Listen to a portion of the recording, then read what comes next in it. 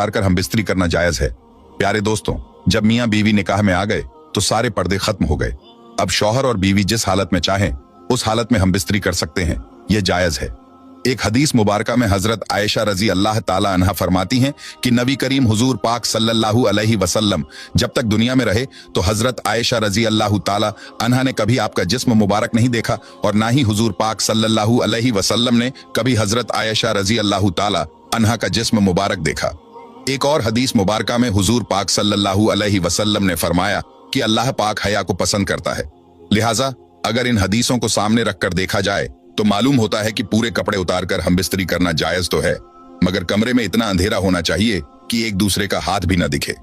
सवाल नंबर 34, क्या एक रात में बीवी के साथ कई बार हम बिस्तरी कर सकते हैं? तो प्यारे दोस्तों, अगर शौहर के अंदर इतनी कुव्वत यानी ताकत है और बीवी भी राजी है तो जितनी बार चाहे उतनी बार एक रात में हम बिस्तरी कर सकते हैं। लेकिन एक रात में कई बार हम बिस्तरी करना सही नहीं है, क्योंकि इससे धीरे धीरे शौहर की जिनसी ख्वाहिशात कम होने लगती है और वह कमजोर होने लगता है। इसलिए एक रात में एक ही बार हम बिस्तरी करना ज्यादा बेहतर है। सवाल नंबर 35, हम बिस्तरी से पहले बीवी को तैयार करने के लिए उसके जिस्म की मालिश करना या उसके जिस्म के साथ खेलना सही है? तो प्यारे दोस्तों, हम बिस्तरी से पहले बीवी को तैयार करने के लिए उसके जिस्म की मालिश करना बिल्कुल सही है, बल्कि ऐसा करने से मियाँ और बीवी के बीच मोहब्बत और ज्यादा बढ़ती है। अगर शौहर का हम बिस्तरी करने का मन है और बीवी राजी नहीं है तो ऐसे में शौहर अपनी बीवी को तैयार करने के लिए ऐसा कर सकता है, इसमें कोई हरज नहीं है। सवाल नंबर 36, खड़े होकर या बैठकर हम बिस्तरी करना जायज है? तो प्यारे दोस्तों, हम बिस्तरी का बेहतरीन तरीका बिस्तर पर लेटकर करने का है, मगर बैठकर या खड़े होकर हम बिस्तरी करने से मना भी नहीं किया गया है। लेकिन बैठकर या खड़े होकर हम बिस्तरी करने से औरत के बांझ होने का खतरा होता है।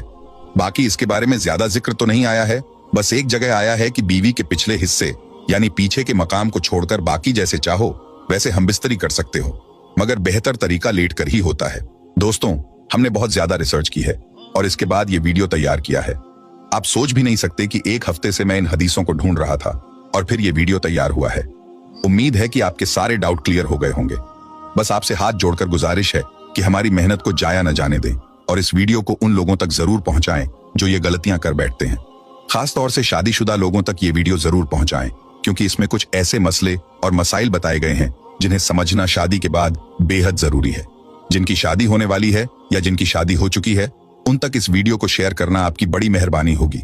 हो सकता है आपकी एक शेयरिंग से कोई शख्स इन गलतियों से बाज आ जाए और अल्लाह को आपकी यह नेकी पसंद आ जाए। इसलिए नेकी समझकर इस वीडियो को आगे जरूर बढ़ाएं। तो प्यारे दोस्तों, ये थे 36 हम बिस्तरी से मुतालिक ऐसे सवाल जिनके जवाब के बारे में हर मुसलमान को पता होना चाहिए। उम्मीद करते हैं कि अब आप सभी मसलों के बारे में अच्छे से जान गए होंगे। अगर आपके दिल में अभी भी कोई